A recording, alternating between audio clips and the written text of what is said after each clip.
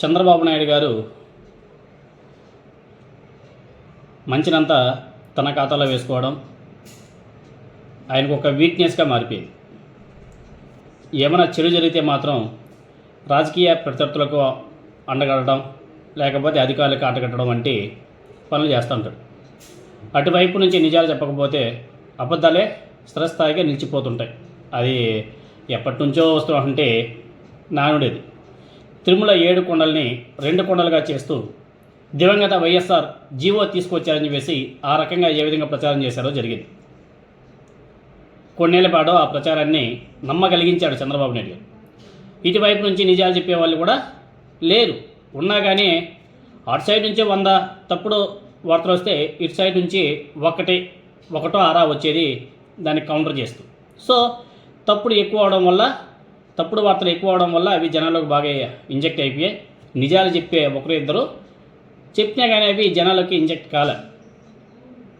తర్వాత రీసెంట్గా జగన్మోహన్ రెడ్డి గారు ఆనాడు వైఎస్ రాజశేఖర రెడ్డి గారు 2 కొండలు 7 కొండలు చేసి జీవో ఇచ్చింది ఆయన. దాన్ని చంద్రబాబు నాయుడు గారు రివర్స్గా మాట్లాడుతూ తన మీడియా ద్వారా ఏ విధంగా చేర్పులు చేర్పించి వైఎస్ రాజశేఖర రెడ్డి గారి మీద అసత్య ప్రచారం చేయించారో మనకందరికీ తెలిసింది.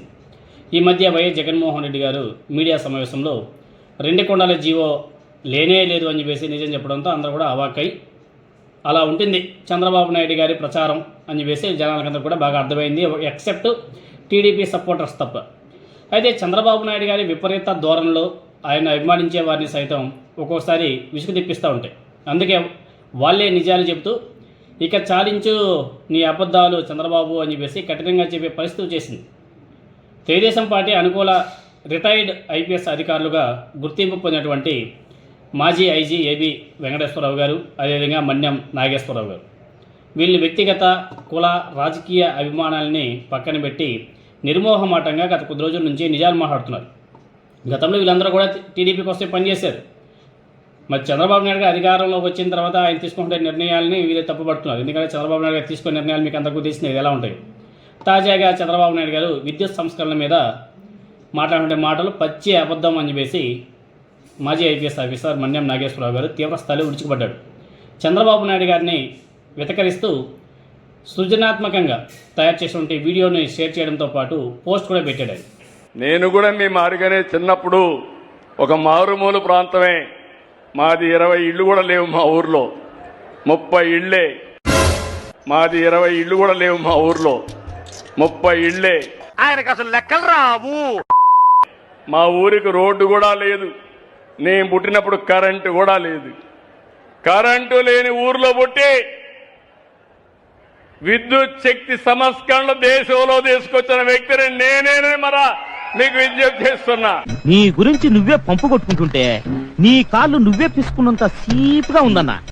99లో మొట్టమొదటిసారిగా పవర్ సెక్టర్ రిఫార్మ్స్ తీసుకొచ్చాం.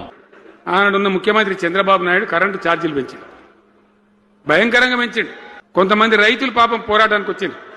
పట్టపగలు 11:30 గంటలకు బషీర్ బాగులో ఇష్టం ఉన్నట్టు విచ్చలవిడి కాల్పులు జరిపి చంపేస్తే 3 రైతులు అక్కడికక్కడనే ప్రాణాలకి చచ్చిపోయారు. 99లో మొట్టమొదటిసారిగా పవర్ సెక్టర్ రిఫార్మ్స్ తీసుకొచ్చాం. కొంతమంది వాళ్ళు వచ్చి అన్నారు మనం ఉచిత కరెంట్ ఇవ్వాలి ప్రజలకి అని. నేను ఇవ్వనన్నారు ఈయన. నేను చేయలేని పని ప్రజలకి నేను హామీ ఇవ్వను.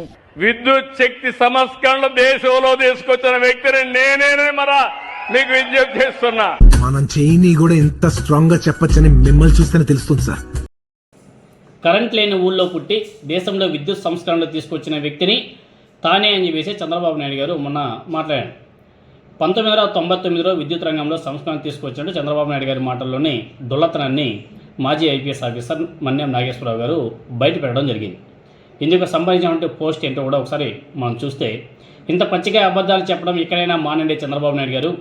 దేశంలో విద్యుత్ రంగ సంస్కరణలకు శ్రీకారం చుట్టినటువంటి తొలి రాష్ట్రం ఉమ్మడి ఆంధ్రప్రదేశ్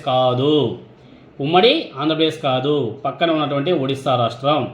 1992లోనే అప్పటి ఒడిశా ముఖ్యమంత్రి బిజు పట్నాయక్ విస్తృత సంప్రదింపులతో ఈ ప్రక్రియను కూడా ప్రారంభిస్తే ఆ తర్వాత వచ్చేటువంటి జేబీ పట్నాయక్ గారి కాంగ్రెస్ ప్రభుత్వం దాన్ని ముందుకు తీసుకువెళ్ళి ఒడిశా విద్యుత్ సంస్కరణల చట్టం 1995ని తీసుకురావడం జరిగింది.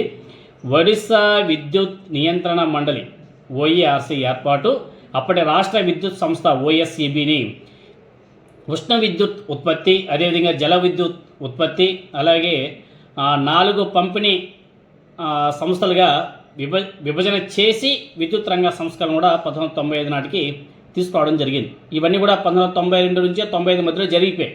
కానీ చంద్రబాబు నాయుడు గారు నేనే తీసుకొచ్చిన 1999లో అని చెప్పేసి ఆయన డప్పాలు కొట్టుకున్నాడు.